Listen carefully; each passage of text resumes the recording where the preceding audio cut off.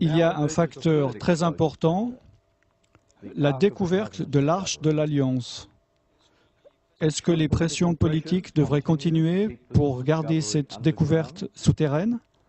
Pourquoi est-ce que cet objet d'art est-il si explosif?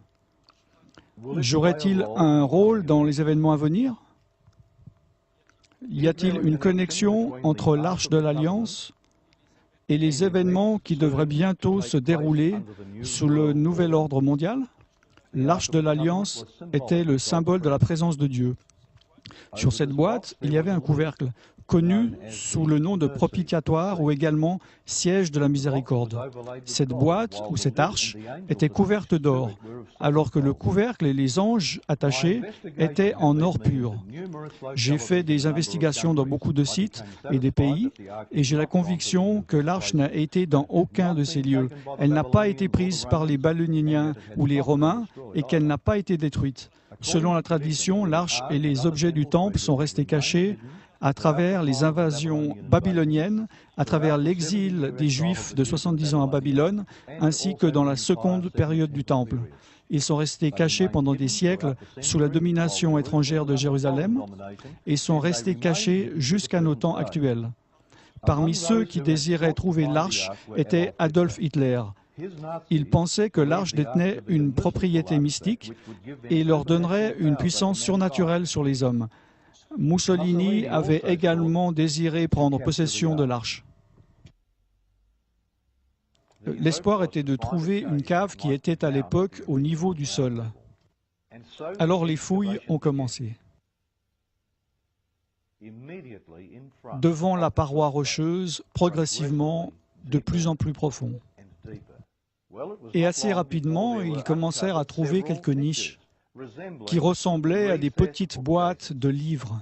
Et alors que les fouilles allaient plus profondément, ils en découvrirent 3. Continuant à creuser, ils découvrirent à 14 pieds plus bas une pierre découverte. Elle se trouvait à peu près à 2,50 m de la paroi rocheuse. Après l'avoir nettoyée, ils découvrirent au milieu une forme carrée. Ça ressemblait à une cheville, comme une prise faite de pierre. Après examination, il s'est avéré qu'il y avait comme 2 petites niches avec lesquelles on pouvait le retirer.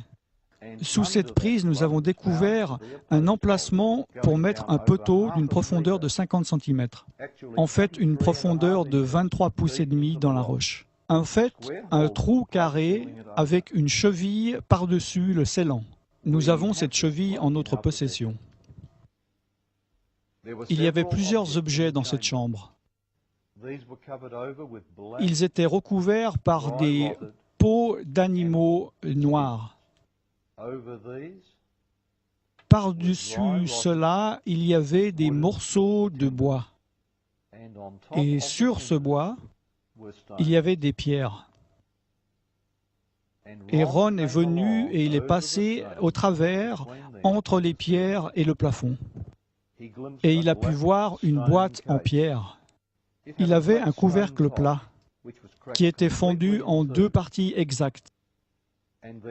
Il s'est avéré qu'il y avait une fissure dans le plafond.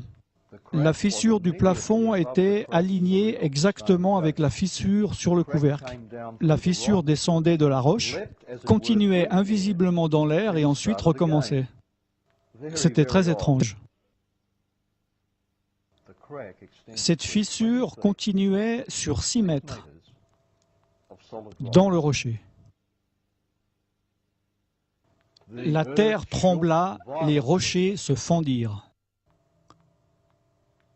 Au moment de la mort de Jésus-Christ, les rochers se fendirent et le sang coula sortant de son côté, coula le long de ses jambes, le long de ses pieds, a coulé dans le trou du poteau et dans la fissure du rocher qui avait été ouverte pour le recevoir, et directement sur le couvercle de la boîte en pierre.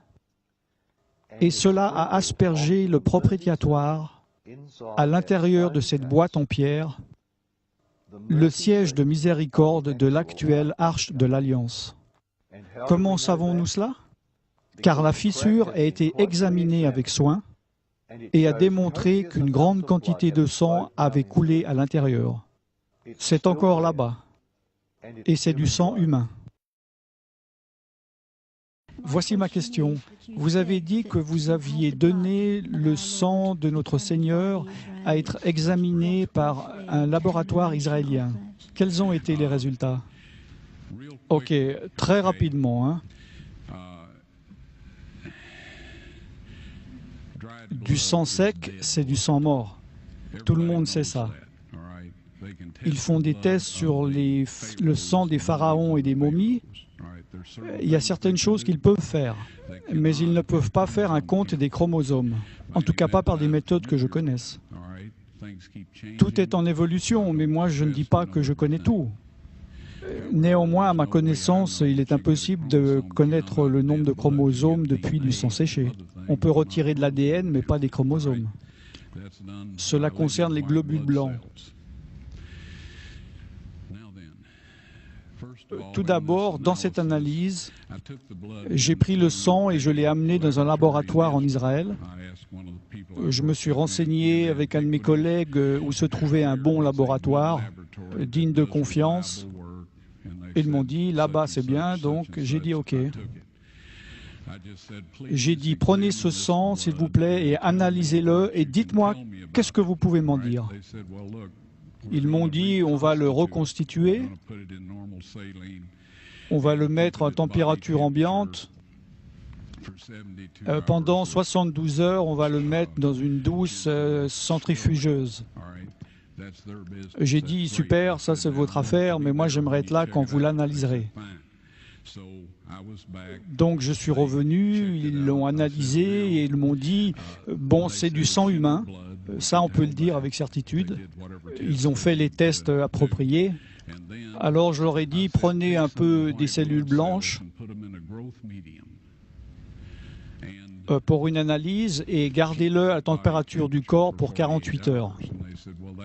Ils m'ont dit, ça ne sert à rien car le sang est mort.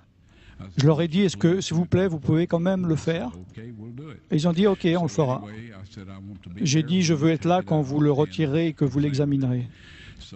Je suis revenu, ils l'ont sorti, ils l'ont examiné, ils l'ont mis sous microscope. Et un technicien en a appelé un autre. Ils ont appelé leur patron. Ils parlaient en hébreu ensemble. Ils m'ont regardé et m'ont dit, Monsieur Wyatt, ce sang ne contient que 24 chromosomes. Vous voyez, chacun d'entre nous en avons 46.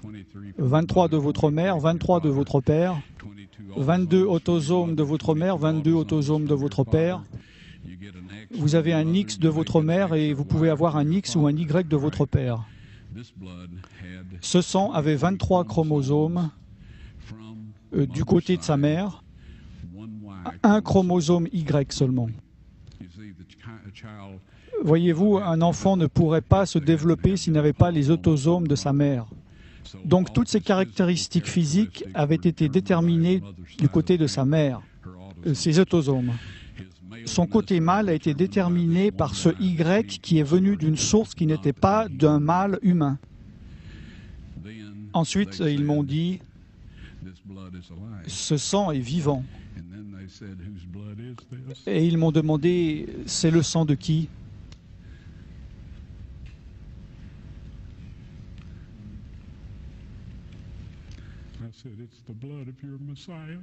J'ai dit, c'est le sang de votre Messie.